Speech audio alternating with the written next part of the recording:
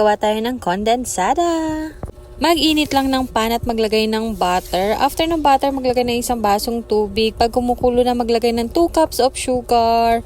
And then, tutunawin lang natin yung sugar hanggang sa ma-fully dissolve siya. Haluin nyo lang ng haluin.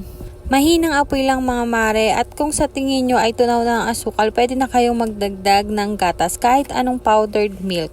2 cups of powdered milk since 2 cups na sugar yung ginamit natin. Tapos halu-haluin lang natin siya hanggang maging malapot tulad ng kondensada. Ayan, halo lang ng halo pero kailangan lang siya, low heat lang mga mare. At yan, nakikita nyo naman yung consistency niya, para na talaga siyang kondensada. At kung sa tingin nyo ay okay na yung lapot niya, pwede nyo na siyang palamigin at i-transfer sa gusto nyong lalagyan. Ayan, huwag nyo masyadong sosobrahan kasi baka maging yema siya mga mare. Ayan, tama na yung ganyan.